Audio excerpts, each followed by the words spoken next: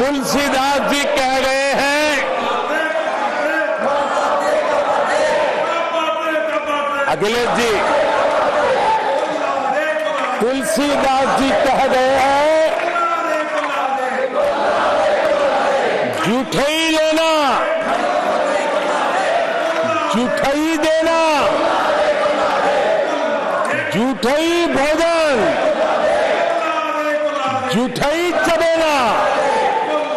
तुलसीदास जी ने कहा है, जूठई लेना, जूठई देना, जूठई भोजन, जूठई चबेना। कांग्रेस ने झूठ को राजनीति का हथियार बनाया। कांग्रेस के मुंह झूठ लग गया है।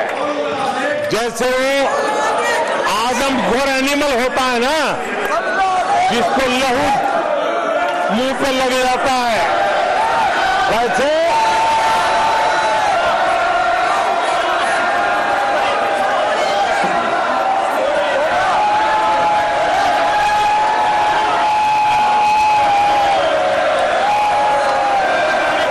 आदरणीय सभापति जी,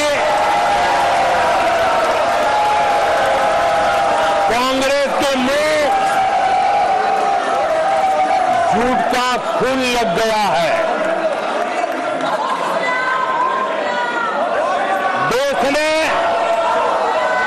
कल 1 जुलाई को खटाखट दिवस भी मनाया है।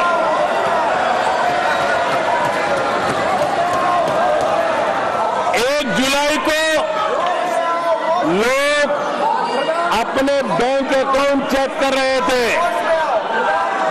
कि 8,500 रुपए आए कि नहीं आए। ये झूठ नैरेटिव का परिणाम देखिए।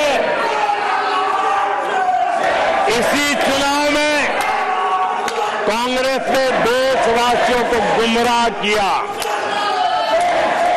माताओं बहनों को हर महीने 8,500 रुपये देने का झूठ इन माताओं के बहनों के दिलों को जो चोट लगी है ना, वो सांप बन करके ये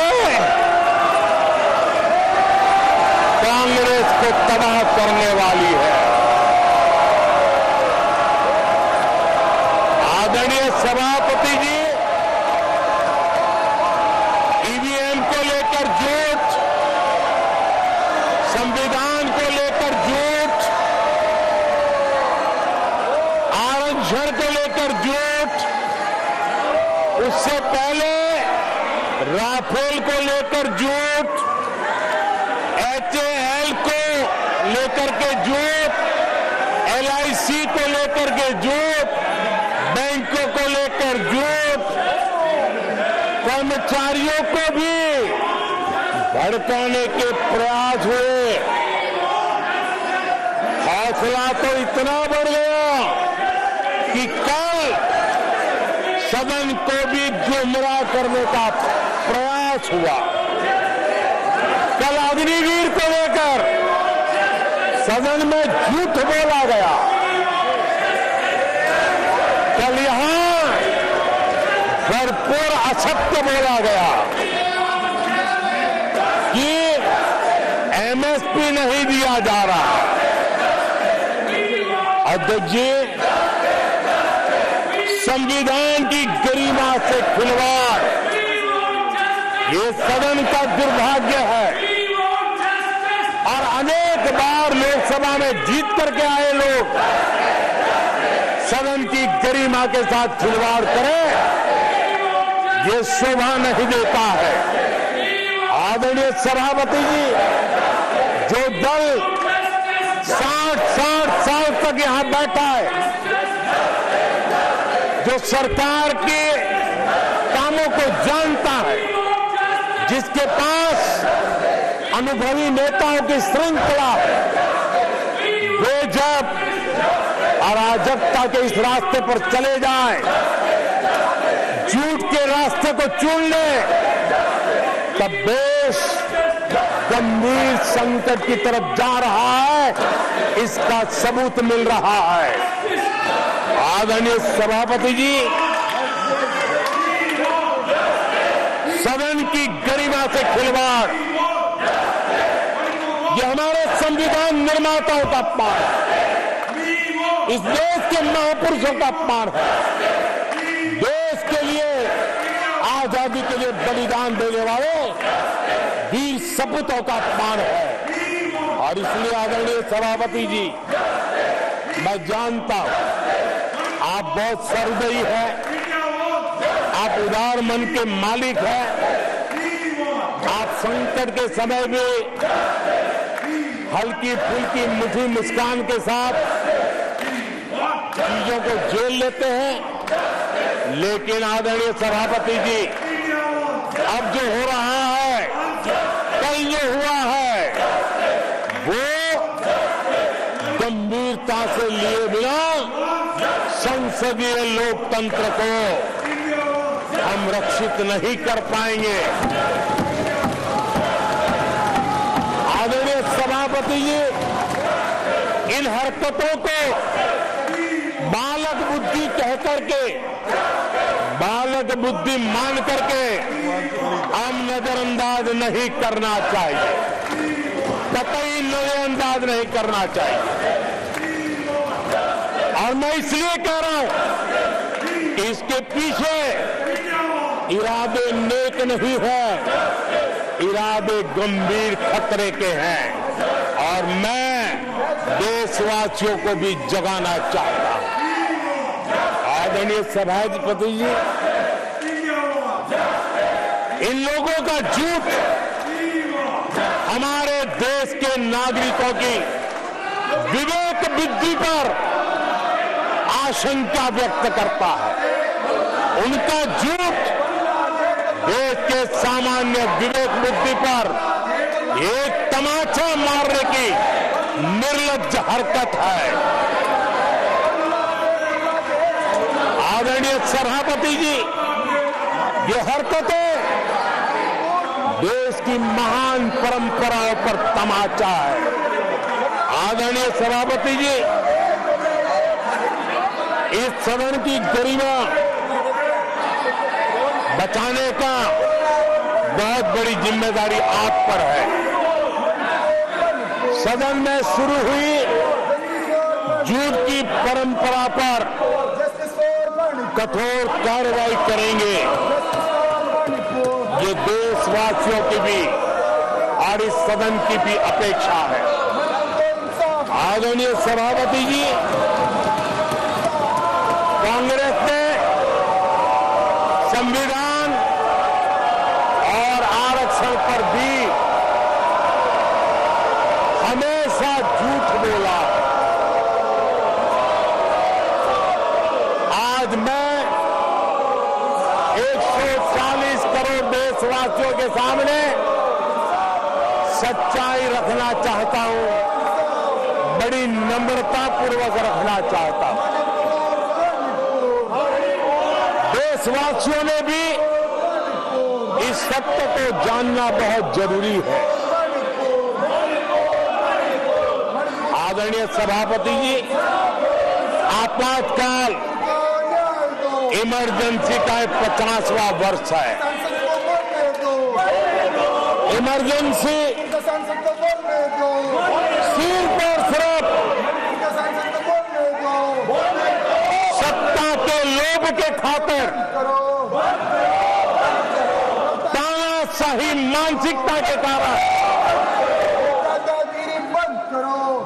देश पर थोपा गया तानाशाही शासन था।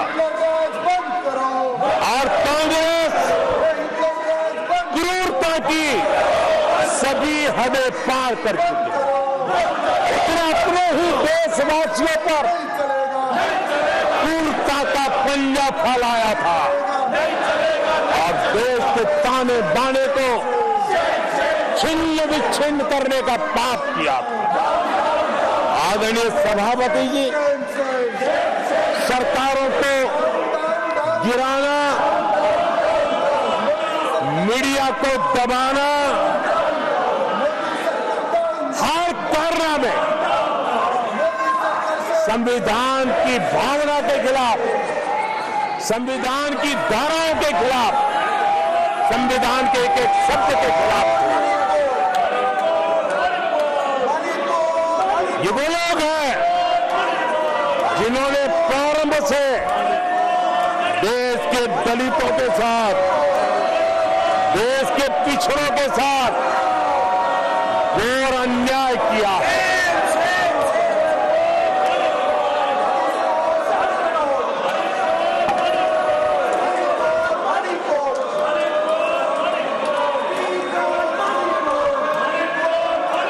आदरणीय सभापति जी,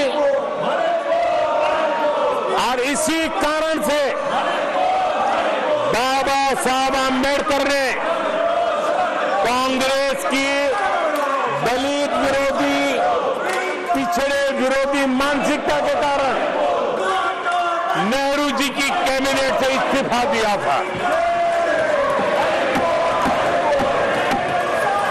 उन्होंने पर्दाफाश किया था कि कैसे नेहरू जी ने दलितों, पिछड़ों के साथ अन्याय किया और बाबा साहब आंबेडकर ने कैबिनेट से इस्तीफा देते समय जो कारण बताए थे, वो कारण इनके चरित्र को दर्शाते हैं। बाबा साहब आंबेडकर जी ने कहा था, मैं सरकार द्वारा अनुसूचित जातियों की उपेक्षा पर अपने अंदर उत्पन्न आक्रोश को रोक नहीं सका।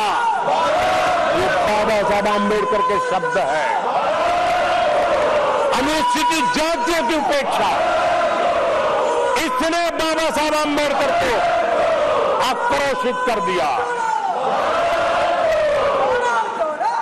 बाबा साहब के सीधे हमले के बाद नेहरू जी ने बाबा साहब आंबेडकर का राजनीतिक जीवन खत्म करने के लिए पूरी ताकत लगा दी।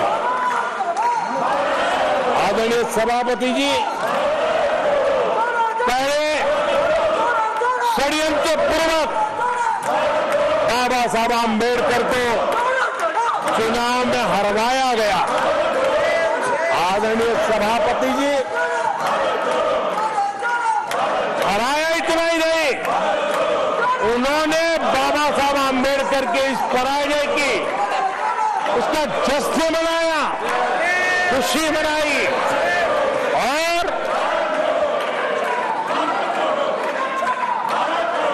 खुशी उन्होंने व्यक्त की। आदरणीय सभापति जी, एक पत्र में ये लिखित है इस खुशी का। आदरणीय सभापति जी, बाबा साहब की तरह ही दलित नेता बाबू जगजीवन राम जी को भी उनका हक नहीं दिया गया। इमरजेंसी के बाद जगजीवन राम जी का पीएम बनने की संभावना थी। इंदिरा गांधी जी ने पक्का किया कि जगजीवन राम जी किसी भी हालत में पीएम न बने, और एक किताब में लिखा गया है कि किसी भी कीमत पर जगजीवन राम प्रधानमंत्री नहीं बनने चाहिए। अगर बन गए तो वो हटेंगे नहीं जिंदगी भर। ये इंदिरा जी गांधी का कोड उस किताब में है। कांग्रेस ने चौधरी चरण सिंह जी के साथ भी यही व्यवहार किया, उनको भी नहीं छोड़ा था। पिछड़ों के नेता, कांग्रेस पार्टी के अध्यक्ष, बिहार के सपूत सीताराम केसरी के साथ भी अपमानित व्यवहार करने का पाप इसी कांग्रेस ने किया। आदरणीय सभापति जी, कांग्रेस पार्टी प्रारंभ से ही आरक्षण की घोर विरोधी रही है। नेहरू जी ने तो मुख्यमंत्रियों को चिट्ठी लिख करके साफ साफ शब्दों में आरक्षण का विरोध किया था। कांग्रेस के एक प्रधानमंत्री श्रीमती इंदिरा गांधी जी ने मंडल कमीशन का रिपोर्ट ठंडे बक्से में सालों तक दबाए रखा था। आदरणीय सभापति जी, कांग्रेस पार्टी के तीसरे प्रधानमंत्री श्रीमान राजीव गांधी, और जब विपक्ष में थे उनका सबसे लंबा भाषण आरक्षण के खिलाफ था। वो आज भी संसद के रिकॉर्ड में उपलब्ध है।